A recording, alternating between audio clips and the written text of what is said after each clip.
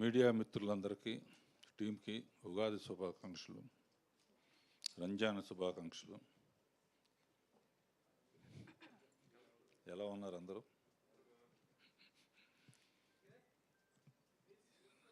నా దగ్గర పనిచేయకపోయిన ఆదిత్య నా ప్రియ శిష్యుడు కింద లెక్క. ఈ సినిమా ఆదిత్య అంటే అర్థం సూర్యుడు. ఇక్కడ పగలు ఉంటాడు, తర్వాత అమెరికాలో రాత్రి ఉంటాడు. అంటే మన రాత్రి అక్కడ ఉంటాడు. చైనాలో ఒక టైంలో ఉంటాడు, కొరియాలో ఒక టైంలో ఉంటాడు. ఇన్ని చోట్ల సూర్యుడు ఉంటాడు, అన్ని చోట్ల సినిమా చూసేటట్టు అన్ని భాషల్లో తీశాడు. అంతేనా? కనుక మనం ఏదో అనుకుంటా ప్యాన్ ఇండియా టోటల్గా గ్లోబునే తిప్పేద్దామని చూస్తున్నాడు. సరే, ఈ అమ్మాయి సంగతి చెప్పాల్సిన అవసరం లేదు. మామూలుగానే ఎమ్మెల్యే ఇప్పుడు పాముతో ఏ మాట ఆడిందో, హేమంత్ మహేష్తో ఏం డ్యాన్స్ చేసిందో, కొరియాలో చేసిందో, చైనాలో చేసిందో, పాటలు పాడతా డ్యూట్ ఉంటుంది కదా. మరి కొరియాలో ఉంటుందా, అమెరికన్ భాషలో ఉంటుందా, చైనా భాషలో ఉంటుందా? నువ్వే చెప్పాలమ్మా చూసి. నువ్వు కూడా 2-3 కొరియా భాషలో చైనా కొంచెం నేర్చుకున్నావా?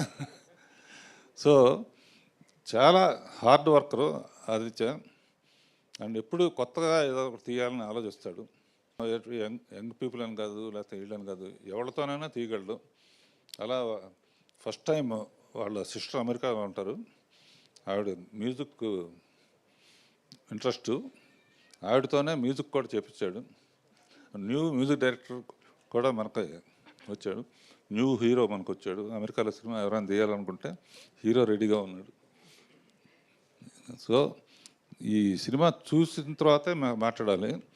ఆదిత్యతో మాట్లాడుతూ ఉంటే కొంచెం సరదాగా ఉంటుంది. ఈ మధ్య చాలా కాలం ప్రయాణం చేసాం. ఒక నా సౌందర్యలహరిలో నాకు ఇష్టం లేకపోయినా కూడా ఒక మాట అన్నాడు, కానీ మీరు రాజ్ కపూర్ కన్నా గొప్పవాళ్ళండి అన్నాడు. నేను అన్నా ఇంపాసిబుల్, అట్లా చెప్పొద్దు మహానుభావుడు అన్నా. కాదండి, మరి ఆయన అన్ని తీసినా కూడా ఆయన అన్నమయ్య తీయలేదు కదా అన్నాడు.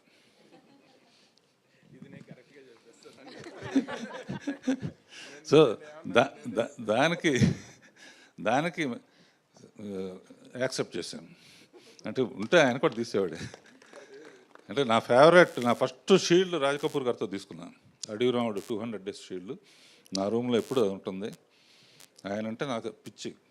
ఆయన సాంగ్స్ అన్నా, ఆయన హీరోయిన్ చూపించేదాం. వీళ్ళందరూ కూడా రాజ్ కపూర్ ఉన్నప్పుడు ఉంటే. So all the best Aditya. And అమ్మ, మళ్ళీ ఇంకా చాలా సినిమాలు చేయాలి. All the best. డైలాగ్స్ రాసిన కాశీ అండ్ ఎవ్రీబడి, పద్మనాభ రెడ్డి గారు. Okay, all the best. Thank you. ఆ పామును కూడా తీసుకురాపారా అని అడిగాను నేను. సార్, ఆ పాముని తీసుకోవడానికి 11 సార్లు ఎన్నిసార్లు ఆడిషన్ చేసి దాన్ని తీసుకున్నారండి సార్. పాముకు కూడా ఆడిషన్ పెట్టారు సార్ ఆదిత్య గారు. అది ఎలా జరిగింది అనేది మనకి BTS రిలీజ్ చేస్తే తెలుస్తుంది. బట్ రాఘవేంద్రరావు గారు, ఒక చిరు సత్కారం టీం వైపు నుంచి ఇవాళ వారి సమయాన్ని కేటాయించి ఇక్కడికి వచ్చారు కాబట్టి ఒక చిరు సత్కారం తీసుకునండి.